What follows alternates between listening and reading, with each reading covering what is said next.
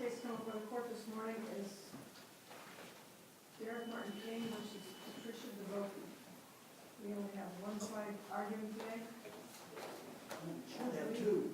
I represent Cynthia Dungy, she's a co-defendant, co-appellee. Oh, I see, okay, so pro se, Mr. King, you're pro se. Yes. Okay. All right. Each party will have 15 minutes in which to present their case. The appellant may retain up to 5 minutes for rebuttal. If you're the appellant, you want to retain some of that time, let me know. We can come up to the podium, keep Right. track of the clock, and we'll keep you apprised of the passage of time. Also, we are being visually on, being recorded, and posted online, so please try to remain by the podium as much as possible. Right. We have read the briefs and we're ready to see who you are.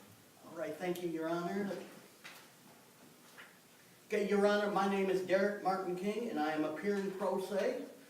In this matter before you, I would like to reserve 5 minutes for rebuttal. Thank you. Unfortunately, this is not the first time that I've appeared before this court to make an oral argument. This case is very similar to a case I argued before this case, in which I was seeking to reverse a trial court's order of a 12B6 motion to dismiss.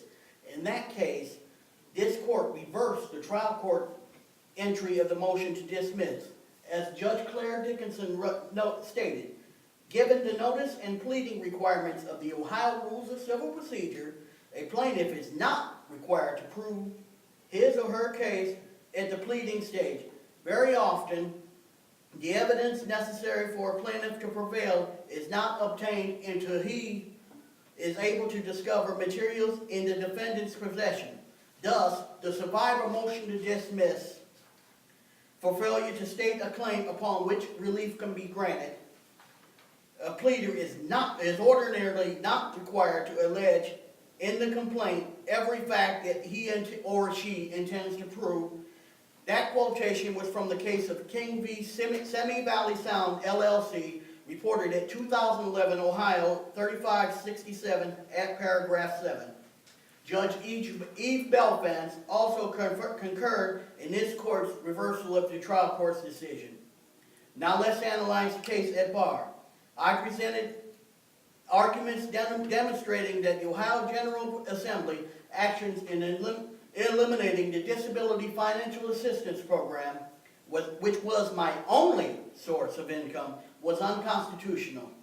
I described in great detail legislative changes made by the Ohio General Assembly and how they directly affected me. The case was summarily dismissed without a hearing, and discovery was not able to be conducted. Like in the previous case before this court, I was not required to prove my case at the pleading stage. Even if the trial court did not believe that I could prove my case by clear and convincing evidence, the trial court erred in summarily dismissing the action on a 12B6 motion. Once the parties are able to conduct reasonable discovery, then the trial court would have a better opportunity to assess my case. It should be noted that despite the dismissal, I have used legal means to conduct discovery of this case. Let me share some of the statements that demonstrate the utter callousness of government officials. Is this part of the record down below? Because if it's not, we're not permitted to consider it. Well, it's a part of the record of this case. Down below, that the trial court considered. Well, no, it was a motion that was just recently filed about 2 weeks ago. It doesn't sound like it was before the trial court. Well, it was not before the trial court, but it is before this court. Okay, let me ask you another question. I see that your case is against the Ohio Department of Job and Family Services, and who's the other defendant? That'd be Summit County, Patricia L. Divoky, Director of the Summit County Department of Job and Family Services. Right. Did either one of those individuals, acting in their official capacities, are they the ones that eliminated the program? No. Who eliminated the program? That would be the Ohio General Assembly. So these were people that were just implementing whatever the legislature told them they had to do? Yes. And this is a case which is challenging the constitutionality of those actions. Well, what if they hadn't done what the legislature told them to do? Would they be fired? Yes, it would, probably, but, I mean, they have, I guess, well, you know, in terms of challenging the constitutionality, Well, that would be the legislature, because those are the guys that passed the rule. yeah, but the legislature would have certain amount of immunity. But Two. the people who run the ODJFS in some county in the state of Ohio don't have the same kind of immunity? No, they do not. They have to uphold the Constitution the same as you guys have to swear an oath to uphold the Constitution. But they also have to uphold the rules and regulations that are put out by the legislature, right? That would be correct, but if the legislature is wrong, then everybody would be wrong. Were they also included as co-defendants, the legislature? They could have been, yes. But you didn't include them, No, I'm not gonna include all, a couple hundred. all parties, yeah, that would be. You know, I believe I included all the parties that were essential to be included. Okay, but, let me get back to, in a January 13th, 2017 email between employees of the Ohio Governor's Office of Health Transformation, which was previously provided to this court and to opposing counsel, the director of the Governor's Office of Health Transformation stated that he, quote, included a prompt for you to go wild, wild, wild on DFA, end quote. The only reason I'm bringing this up is that if this was not before the trial court, I don't want you to waste oral argument time on things we cannot consider.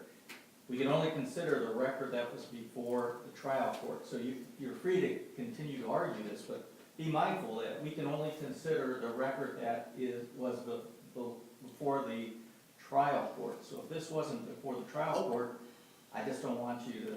Well, in that instance, there was a motion to strike the evidence, and there was a ruling this morning by Magistrate Walsh that said that any ruling on the motion to strike is held in abeyance pending the outcome of these arguments. All right. So it's it's technically before this court. Okay, here's Judge Tegosio's point, is that if Judge Rollins didn't have a chance to look at it, we can't look at it either. And if she refused to look at it, we can't look at it either, because she didn't look at it. So we can only review what she looked at. So I know you brought some stuff for us to look at, but if she hasn't seen it, we can't look at it either. And I don't mean to interrupt you, but I don't want you to waste Is that time the point? arguing things that we can't consider. And that's the But point. you make your own argument, I just want you to be aware of that. Okay, well, I'm gonna continue because, It's your time. yeah, thank you. Okay, that quote contradicts the official government position of the state of Ohio. ODJFS Director Cynthia Dungy, who is a party of this case, testified, and that is in the record in this court, in the trial court below, I believe. So, on March 9th, 2017, Dungy testified before the House Finance Subcommittee on Health and Human Services regarding amended substitute House Bill 49, which is the legislation in question. Dungy stated, quote, "We also understand the realities of Ohio's budget situation. It is a reality being faced by states across the nation. As a whole, we know every state agency is working together to improve efficiencies that allow for lower spending and better service. In our case, other state agencies have greatly enhanced their processing time for applications for federal SSI, SSDI programs, allowing the state to discontinue the Disability Financial Assistance Program. This program allows for eligible disabled Ohioans to get the federal support that they are requesting for faster than they had previously, as with while saving Ohioans tax dollars." Okay, based on the foregoing, there seems to be a clear disagreement between the Ohio Department of Job and Family Services and the Governor's Office of Health Transformation. Now let's turn to the crux of opposing counsel's arguments.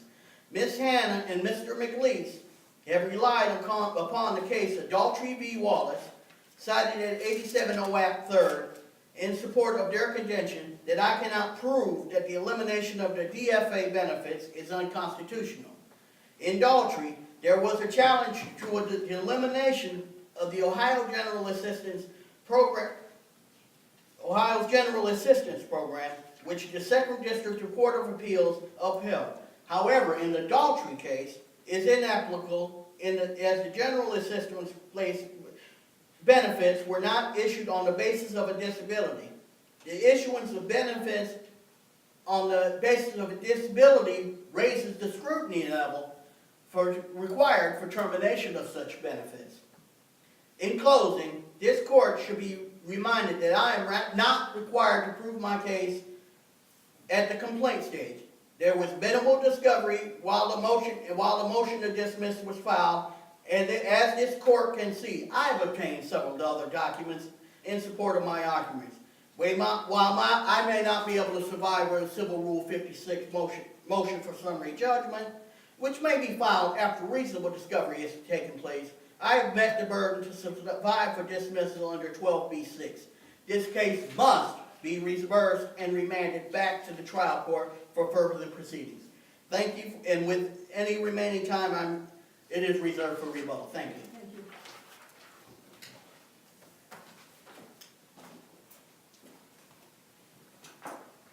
Teresa Hanna, on behalf of Cynthia Dungy, the Director of the Ohio Department of Job and Family Services, may it please the court. This court should affirm the decision of the lower court, which dismissed the complaint for failure to state a claim under 12b-6.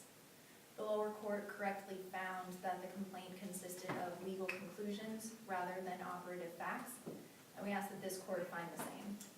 Counsel, if the trial court dismissed it on the basis of failure to state a claim, which it does make reference to that on page 2 of its entry, what are we to do with the concluding paragraph which states, upon review, plaintiff's complaint is not likely to succeed on the merits? That doesn't sound like a 12b-6 test to me, so I'm looking for some guidance on it. I believe that leads into the next sentence of that paragraph, which was also denying his motion for injunctive relief. So that was one of the prongs for the test for injunctive relief, which was separate and not part of this appeal. But I believe the decision is fairly clear that 12b-6 was the reason the complaint was dismissed below. Mr. King is correct that he doesn't have to include in his complaint all facts that relate to his claim, but Ohio courts have held that there has to be the inclusion of some facts. There have to be sufficient operative facts that support recovery, and in this case, the complaint really doesn't have any facts that relate to his individual claims. The complaint goes through some of the history of the passage of the budget bill and its elimination of the Disability Financial Assistance Program. It includes the text of that specific portion of the budget bill. It goes through some of his medical history and his efforts at obtaining benefits. And then after that, it basically just states legal conclusions. It recites the portions of the U.S. and Ohio constitutions that he feels were violated, with the legal conclusions that his due process rights were violated, or that it's not rationally related to a legitimate government purpose and denies him of equal protection. But there aren't specific factual allegations sufficient to withstand dismissal. Beyond that, the individual claims he raised really are not viable claims given the current state of the law. So, for example, he raises one due process claim, saying that the program, his benefits terminated without an opportunity to be heard. But Ohio courts have found that when the legislature makes a change to a benefits program, the legislative process inherent in that action provides all the process that is necessary under due process. That was held by the U.S. Supreme Court in Atkins versus Parker, and it's been reaffirmed a couple of times by the U.S. Supreme Court as well. So the legislative process and the legislator going through and deciding to eliminate the DFA program satisfied his due process obligations. Another example is he raises an equal protection argument. A threshold question when facing an equal protection allegation is whether the statute at issue creates classifications. And nowhere in the complaint does Mr. King allege that the elimination of the DFA program creates classifications. He skips that step and just gives the conclusory allegation that it violates equal protection. But there is no allegation that it first created classifications, either legitimately or illegitimately. And for that reason alone, he failed to state the equal protection claim. He's mentioned that he has additional documents, some of what he went through now, but the only issue before this court is whether the complaint contains sufficient factual material to withstand dismissal. And all he attached to the complaint was the notice that was sent to him by ODJFS informing him that his benefits were terminating. So that and the factual allegations in the complaint are the focus of this court's analysis, not additional documents he wants to present, not additional arguments that he presented in his briefs. And the complaint just doesn't have factual support that relates to his individual claims. The final example, the last claim he raised was one under the Ohio Constitution Safety Clause, essentially saying that his right to safety in Ohio was violated by the termination of these benefits. And that's where the Daughtry decision that he mentioned comes into play. The second district in Daughtry stated specifically that the state is not obligated by the safety clause of the Ohio Constitution to provide welfare benefits to its citizens. That's true even if benefits were provided previously. The state is not obligated to continue providing additional benefits to citizens. So Mr. King's claim that the right to safety was violated through the elimination of the DFA program is just not viable under the current law. Counsel, the trial court also made reference and states on page 2 that the plaintiff's complaint seeks a declaratory judgment. Never specifically finding that there are no justiciable issues upon which the court can seek declaratory, can give that relief of declaratory judgment on constitutionality. But then dismissing it for 12b-6, can you help me understand how to square those words with the dismissal on 12b-6? If the court acknowledged that he was seeking, in part, in his complaint, a declaratory judgment. Mr. King was seeking a declaratory judgment. He made that pretty clear. He wanted declaratory judgment that the budget bill was unconstitutional for the reasons he presented. On its face, right? Yes, it was facially unconstitutional. I'm not sure I completely understand your question. So faced with the declaratory judgment request, which is different than saying this on its face is determined that this statute is unconstitutional. The court dismissed it for failure to state a claim. So my question is, under what purview do you dismiss a complaint for declaratory judgment for through 12b-6? The only way I can, well, I'm asking you, I guess, how does that happen through the process? There's a little bit of a declaratory judgment request in the complaint. I'm not sure I know the answer to your question. My understanding is that the standard 12b-6 analysis would still apply to declaratory judgment action. Okay. And that's what I believe the lower court did in this case. You answered my question. Okay. Mr. King is raising a facial constitutional challenge to the budget bill, which raises some additional considerations. Again, he doesn't have to plead all potential relevant facts, but it is the most difficult challenge to successfully mount. It ultimately requires proof beyond a reasonable doubt. And based on the lack of factual allegations in the complaint, court properly found, specifically that his complaint consists of legal conclusions rather than operative facts. If there are no further questions, I ask that you affirm. Thank you. Mr. King, you have about 4 minutes. Okay, I won't take that long, so. Okay, yes. In regards to, first, her point regarding this, the DFA being considered a welfare benefit, I strongly disagree. It's based upon disability, it's not based upon any general need that would be given to for a welfare recipient, so that analysis just simply is not so. Okay, now, in regards to legislation, it should be noted that the state of Ohio and the Ohio legislature did not notify anybody that they were enacting this.